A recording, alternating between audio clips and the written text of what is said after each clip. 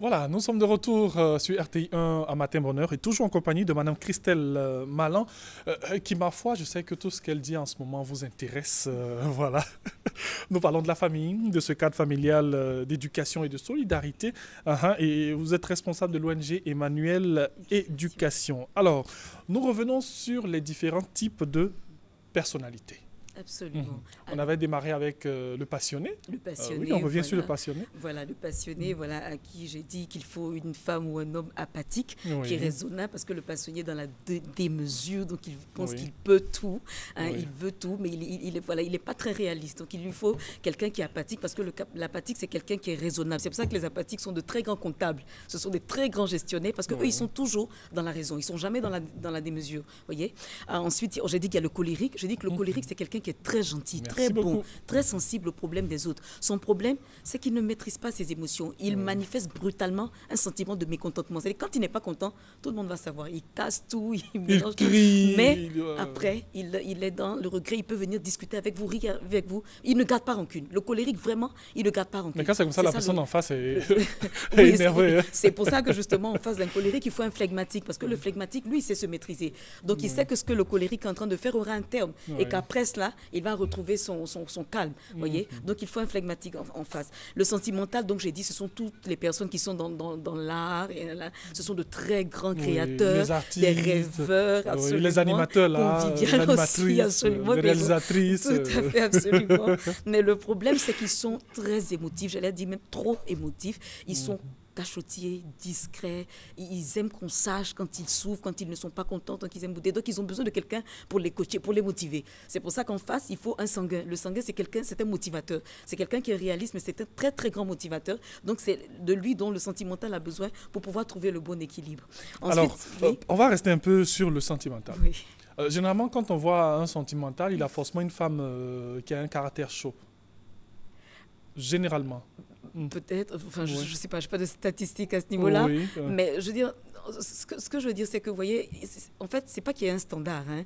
C'est-à-dire, je suis en train de dire, par exemple, un sentimental, ce qu'il faut, c'est que, quelle que soit la femme que vous avez, c'est qu'elle puisse développer les qualités de quelqu'un qui est sanguin. Donc, qu'elle Ok. soit une motivatrice. Elle peut être à l'origine colérique, mais Oui. tout se transforme. On peut tout transformer, pourvu qu'on sache. C'est pour ça que c'est important que les uns et les autres sachent d'abord quels sont leurs différents tempéraments et qu'est-ce qu'il faut en face En pour pouvoir face. canaliser mon mari ou mon épouse afin que nous puissions avoir le bon équilibre et que nous puissions transmettre les valeurs essentielles à nos enfants qui vont leur permettre de se construire et d'être stables et équilibrés dans la vie. Merci beaucoup. Je vous en On prie. poursuit. On poursuit avec le nerveux. Alors, le nerveux, c'est quelqu'un qui aime la logique, la cohérence, la discipline, l'ordre. Il est rationnel dans tout ce qu'il fait. Il est Son droit. problème, il est droit, oui, mais son problème, Oui. il est rancunier. Il garde les émotions, il ne pardonne pas. C'est-à-dire que vous vivez avec un nerveux, il est calme, hein. Lui, c'est pas le colérique, mais 20 ans après, il peut vous faire payer quelque chose que vous lui avez fait. Vous dites, attends, mec, ça fait 20 ans que ça s'est passé. Ben oui, mais j'ai pas pardonné. C'est ça le problème du nerveux, c'est qu'il pardonne pas. Et il est revanchard et parce qu'il est très émotif. C'est pour ça qu'en face d'un nerveux, il faut quelqu'un qui est amorphe. Vous voyez, l'amorphe, c'est quelqu'un qui est inventif, hein, qui va venir un peu déranger un peu l'ordre, la discipline, trop grande discipline dans laquelle le nerveux se met. Il est trop carré, trop discipliné, et ça, c'est pas bon pour Mais lui. ça C'est va pour ça qu'il l'énerver, garde rancune. C'est pour ça qu'en face, il faut un amorphe. Les amorphes, ce sont des inventifs. En général, ce sont des très, très grands écrivains. Vous voyez, ils ont une très grande capacité d'invention. Ensuite, vous avez le flegmatique, j'en ai déjà parlé. Oui. Le flegmatique, il est patient. Il a la maîtrise de lui-même. C'est pour ça que ce sont de très grands chercheurs, de très grands consultants en général. Le problème du flegmatique, c'est qu'il n'exprime pas ses émotions. Alors que exprimer ses émotions, c'est important. Si vous les stockez, vous êtes une bombe à retardement parce que le jour où vous allez les déverser, vous allez faire des dégâts. Si vous les déversez avec colère comme le colérique, ce n'est pas bon. Donc, c'est d'avoir la bonne mesure. Et donc, c'est ça le petit souci du flegmatique. Sinon, j'allais dire c'est le meilleur des tempéraments, mais encore qu'il n'y a pas vraiment de meilleur. Tout est bon parce que Dieu a fait toutes choses bonnes. Vous avez le sanguin. Le sanguin, c'est le réaliste, c'est le motivateur, c'est le réactif. Donc, dès qu'il y a quelque chose, tout de suite, c'est lui qui va donner la bonne idée. Faisons ça, etc. Ça, c'est le sanguin. C'est pour ça qu'il est bien avec le sentimental, qui est toujours dans la rêverie, dans l'imaginaire, pour le ramener dans la réalité et puis pour le motiver, mais sur des choses réalistes. Enfin, vous avez l'apathique. L'apathique, Oui. c'est quelqu'un qui est raisonnable, qui est doux, mais son problème, c'est qu'il est sans réaction. Les enfants sont venus, on nous a convoqués à l'école, le papa ne réagit pas. ton enfant est sorti, il n'est pas revenu tôt, la maman vient expliquer au papa, dit quelque chose, il ne réagit pas. L'enfant Il est voulait sans de l'argent. réaction. Voilà, vraiment, c'est un homme calme, sans réaction. Il y a des hommes et des femmes comme ça. C'est pour ça que j'expliquais qu'en face d'un apathique, il faut un passionné, quelqu'un qui va venir le booster, l'emmener un petit peu dans le volontarisme, etc., pour qu'il puisse sortir un petit peu de ce caractère un petit peu affable. Enfin, vous avez les amorphes. Alors, les amorphes, je l'ai dit, ce sont les inventifs, les imaginatifs, ce sont de grands écrivains. Ils ont besoin de se raconter pour exister. C'est pour ça qu'ils peuvent vraiment écrire des histoires très impressionnantes. Mais le problème de l'amorphe, c'est que c'est quelqu'un qui s'abat et qui s'inquiète pour tout. Il est également un peu comme le sentimental, un peu trop émotif. Il s'abat et c'est pour ça que vous pouvez avoir des grands écrivains. Ils peuvent écrire une œuvre, je veux dire, qui va être un best-seller, voilà. Et puis, 10 ans après, vous n'entendez plus parler de lui. On ne sait plus rien de cette personne, on ne sait pas ce qu'il fait. Et puis, après, il réapparaît. Ça, c'est vraiment la mort, vous voyez. Parce que pour peu, il s'inquiète. Pour peu, il s'abat. C'est pour ça que, justement, en face d'un amorphe, il faut un nerveux. Parce que le nerveux, c'est celui-là qui va le ramener dans l'ordre, qui va le faire sortir un peu de sa rêverie, de l'émotion, pour le ramener un petit peu dans la réalité.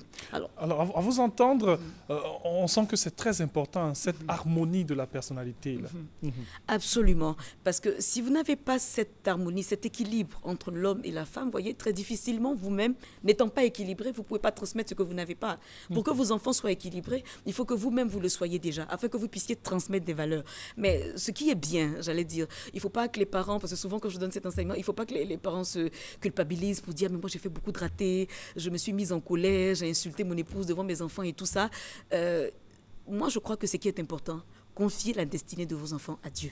Ce qui est bien avec Dieu, c'est qu'il efface votre passé.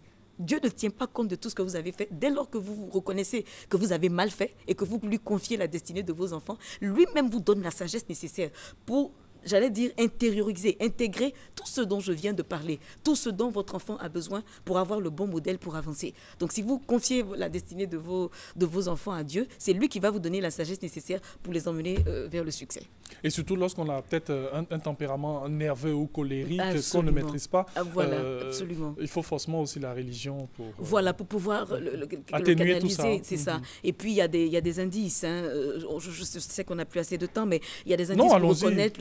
Voilà, par exemple, le passionné. Le passionné, comment on le reconnaît, c'est quelqu'un qui est très émotif, mais dont l'effort intellectuel constant ne le fatigue pas. Vous voyez, c'est quelqu'un qui est vraiment travailleur et puis qui est secondaire. Le secondaire, c'est quoi? C'est quelqu'un qui est très ambitieux. Donc, si vous avez quelqu'un qui est très émotif, quelqu'un qui boude beaucoup, quelqu'un qui aime se fâcher, qui aime juger les autres, en général, ça, c'est quelqu'un qui est très émotif. Mais en même temps, l'effort intellectuel constant ne l'épuise pas. Et il est très ambitieux. Voilà comment on reconnaît un passionné. Comment on va reconnaître un colérique? Il est émotif. Il est actif, mais il est primaire. Lui, il n'est pas dans l'ambition. Lui, il vit dans l'instant présent. Il a l'esprit, mais il n'est vraiment pas en train de se projeter. Il vit dans l'instant présent. Également, et je voulais préciser que les colériques, comme je l'ai dit la dernière fois, ils sont très, très, très recherchés dans l'humanitaire. Quand vous allez dans l'humanitaire en général, ça peut être bizarre, mais vous avez beaucoup de colériques. Par exemple, il ne faut pas envoyer un colérique dans l'armée parce qu'il ne sait pas se maîtriser. Donc, je crois que ce n'est pas forcément ce qu'il lui faut. Vous voyez pourquoi c'est très important de savoir ça avant de pouvoir s'orienter même dans la vie. Le sentimental, lui, il est émotif, mais il est inactif. L'effort intellectuel constant ou physique le fatigue. Donc, comme j'ai dit, lui, il aime beaucoup se reposer, beaucoup rêver, beaucoup dormir et puis travailler un peu. Vous voyez? Mais en fait, c'est parce que ça lui permet de créer pendant tout ce temps de latence. Alors, vous avez comme ça des personnes que vous recevez tous les jours qui viennent vous demander « Ah, moi, je suis ceci, je suis cela. Comment est-ce que je peux me comporter avec telle ou telle personne ?» Alors, actuellement, j'ai arrêté les consultations individuelles. Je ne donne que des conférences parce qu'il y a énormément de familles et d'enfants qui ont besoin justement de ces orientations-là. Donc, je donne plus des conférences. Je veux dire, au cours des conférences, je donne des outils aux parents pour pouvoir aider justement, les aider à mieux encadrer leurs enfants. Et vous avez des retours souvent, des retours positifs? Oui, par la grâce de Dieu. Par la grâce de Dieu. C'est vraiment la grâce de Dieu qui le fait. Ce sont des révélations que nous avons eues du Seigneur. Et lorsque nous les donnons, c'est le Seigneur lui-même qui, dans son amour, se charge de transformer les familles pour qu'elles vivent dans la paix et dans l'épanouissement. Je rappelle que vous êtes responsable de l'ONG Emmanuel Éducation éducation. Comme disait quelqu'un, demande à Madame Malin, elle-même, elle est de quel tempérament? Moi, je suis passionnée. Mais je suis passionnée par Dieu, voilà. Mais sinon, je suis une passionnée. Mais on sent de la passion Oui. dans ce que vous faites et dans tout ce que vous dites. Merci beaucoup. Alors avec elle, on parle des différents types de personnalités. Elle a dit, nous avons le passionné, nous avons le colérique, nous avons le sentimental, nous avons les nerveux, il y a les sanguins aussi. Oui, les sanguins, donc les motivateurs, en général, c'est de très grands coachs. Tous les entraîneurs que vous voyez en général, ce sont des sanguins. Ce sont des personnes qui savent motiver. Même quelqu'un qui est, je veux dire, qui est désespéré, qui n'a plus d'espoir dans la vie, s'il a en face de lui un sanguin, il va trouver le bon mot, la bonne phrase pour pouvoir donner envie à cette personne-là d'avancer. Ça, c'est vraiment le sanguin. Il est réaliste et il est motivateur.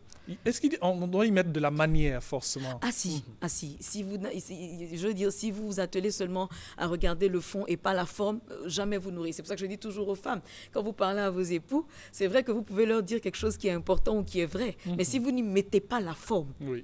en proposant, en suggérant, plutôt qu'en imposant, parce que l'homme a besoin que sa femme le respecte, quel que soit ce qu'il est, qu'elle le respecte. Si vous ne mettez pas la forme, vous ne pourrez pas avoir gain de cause. Et il ne pourra pas avoir la stabilité dans votre foyer. Donc il faut toujours mettre la forme dans tout ce que vous voulez faire pour avoir un résultat positif. Parlant de forme, c'est tout simplement la manière même de La s'adresser à la manière, personne absolument, en face. absolument. Et même à vos enfants, vous voyez, j'ai expliqué les différents chocs Oui. émotionnels que les enfants ressortent. Ils ont des exemples, ils ont des modèles et ils se rendent compte que dans la réalité, ce que eux ils croient être bon n'est pas vrai. Et c'est pour ça qu'à un moment donné, vous savez, par exemple, la distraction.